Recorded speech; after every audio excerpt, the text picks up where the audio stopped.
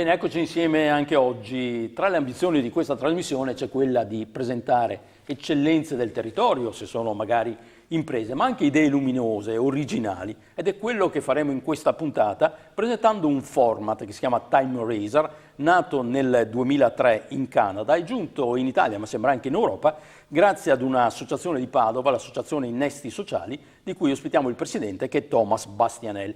Prima però di arrivare a parlare di questo format innovativo, c'è un dato nella biografia del nostro ospite che incuriosisce. Lui è laureato in amministrazione e controllo all'Università Ca' Foscari di Venezia, oggi lavora all'Università di Padova, ma nel 2011 è stato uno dei 5 International Fellows presso il Centro Studi sulla filantropia e la società civile della City University di New York. È il termine filantropia che incuriosisce. Esiste ancora? Sembra quasi desueto.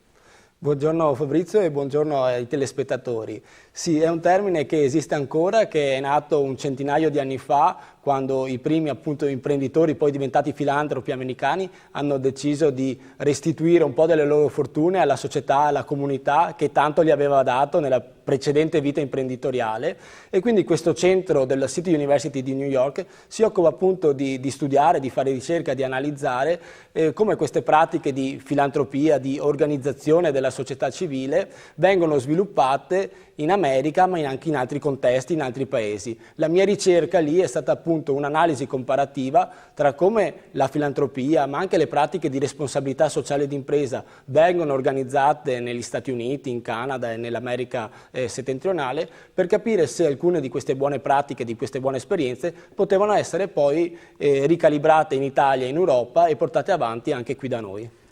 Ma venendo in Italia, filantropo lo posso tradurre con benefattore o è altra cosa? Ma diciamo che sono due termini molto simili e che spesso vengono anche sovrapposti come significato. Il benefattore è qualcuno che fa un'azione di beneficenza, che dona qualcosa e diciamo è una cosa una tantum. Tutti possiamo essere benefattori in un determinato momento della nostra vita e donare del denaro, del tempo, delle cose che abbiamo a una buona causa, a una causa in cui crediamo.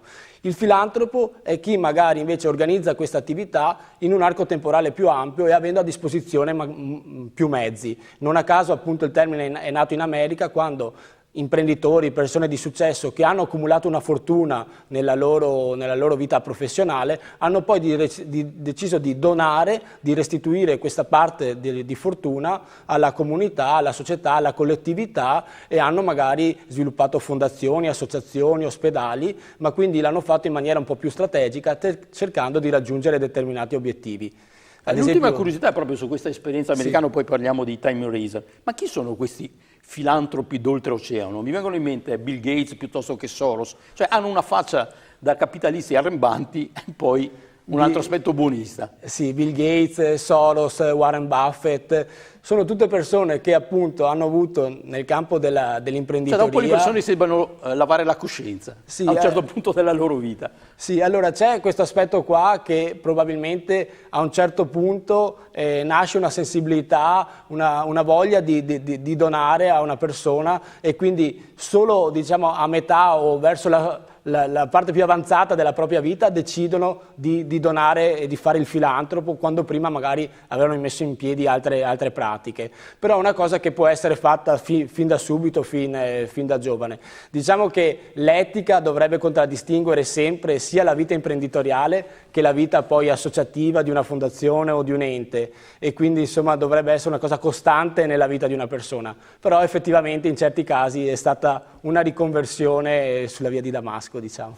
Sì, ma la cosa curiosa è che alcuni, mi viene in mente Soros, insomma, che almeno a livello di immagine continua a essere un finanziere d'assalto. Pensa, la mattina fa il finanziere d'assalto e il pomeriggio fa il benefattore. Questo è un po' curioso. Sì, diciamo che ha accumulato la fortuna con un'attività che era quella della finanza, anche in ambito speculativo, e poi ha deciso di appunto restituire grossa parte di questa fortuna attraverso le varie fondazioni, le Open Society Foundation che ha, dove ha aperto università, ha aperto ospedali, si batte per i diritti civili, quindi adesso non posso giudicare la parte di solo finanziere, però quella diciamo più filantropa lo sta organizzando nel modo in cui abbiamo detto prima, e che magari si cerca di studiare e di capire se è efficace o meno. Ecco. Meglio così che niente, ma fa pensare. Sì, detto ciò, veniamo a casa nostra, insomma. Sì. Veniamo a questa bella iniziativa che si chiama appunto Time Racer. Ricordavo, nasce in Canada nel 2003 a Toronto. Sì. Provo a riassumerla. È stata lanciata una call, adesso si chiama, voglio dire, un appello ad artisti a presentare proprie opere che vengono acquistate dalle associazioni Innesti Sociali grazie ad un bando di Fondazione Cassa di Risparmio di Padova e Rovigo chiamato Culturalmente.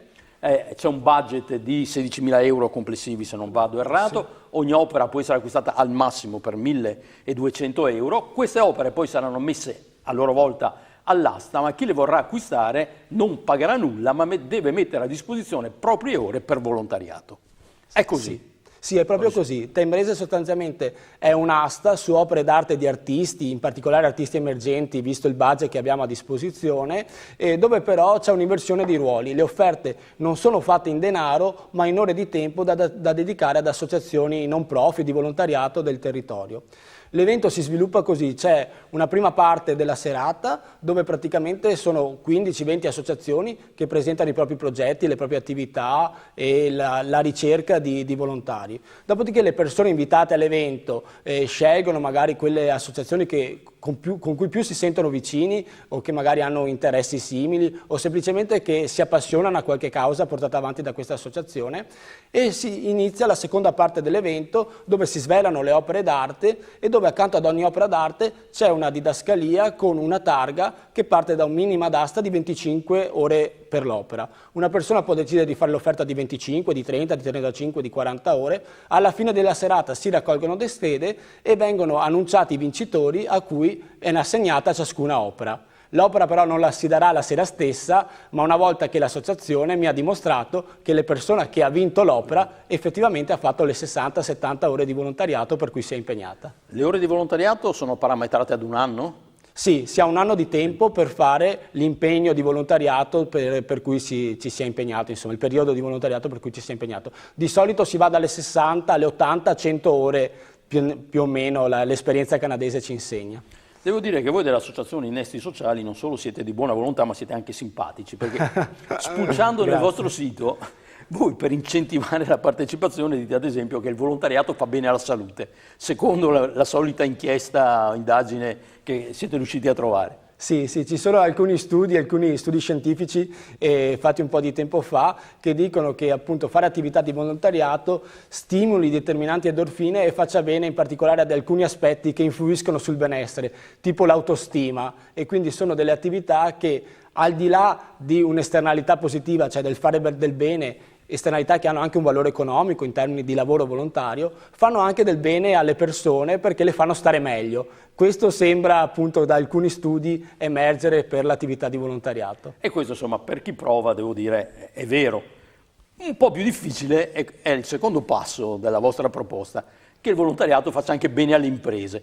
Sì. È un po' più difficile da dimostrare, intendo dire poi. Sì, è un'attività, una pratica, il volontariato d'impresa, che è nata un po' di tempo fa, sempre qui d'oltrampe in America, ma anche in Inghilterra, e che solo recentemente sta prendendo piede anche in Italia, e cioè la possibilità che l'azienda incentivi i propri dipendenti durante le ore di lavoro a dedicare queste ore non appunto all'ufficio, all'attività in fabbrica, alle attività magari ordinarie del dipendente, ma a organizzare un progetto, un'attività di volontariato, per cui i dipendenti dell'azienda vengono invitati a andare a dipingere i muri delle scuole piuttosto che a pulire i giardini del comune, dei parchi vicino all'azienda, e quindi organizzano queste attività per creare una maggiore identità aziendale, per fare team building tra i dipendenti e per fare in modo che appunto possano vivere anche questo tipo di esperienza e avvicinarsi così al volontariato. Ma siete riusciti qua in Italia a trovare aziende che affianchino questa vostra visione?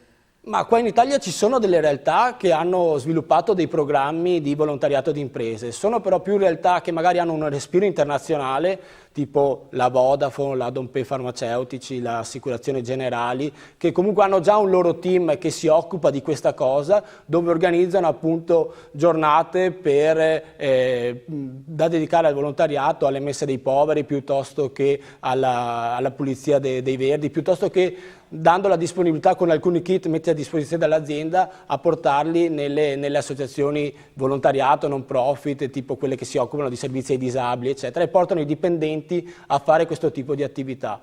Sono più realtà già strutturate che hanno al loro interno un team che si occupa di questo, però noi vorremmo riuscire a aiutare anche realtà più piccole, anche realtà del territorio, imprese che si avvicinano a questo tipo di idea, a sviluppare dei progetti di volontariato d'impresa. Concludiamo parlando degli artisti. Il termine ultimo per la presentazione delle opere è il 28 aprile. Chiunque può partecipare? Sì, allora, collegato al progetto Time Racer c'è un bando artisti per la selezione delle opere. Tutti gli artisti over 18 possono partecipare e possono presentare la propria candidatura al bando. Ricordo un attimo il sito, che è www.innestistociali.it/timeracer.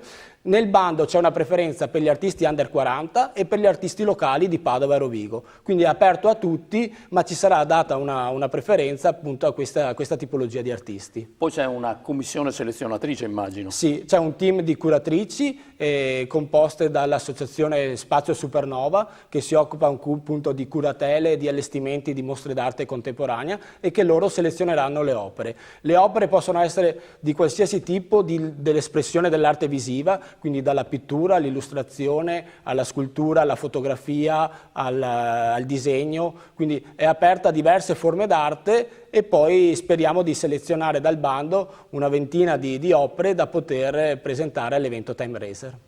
Grazie a Thomas Bastianel, che è il presidente dell'Associazione Innesti Sociali di Padova, che per prima porta in Italia, ma anche in Europa, questo format chiamato Time Racer. Lo riassumo: un'asta per opere d'arte, dove invece di mettere in concorso denaro, si mettono in concorso ore per volontariato. Complimenti. Grazie mille Fabrizio. Grazie, a voi alla prossima.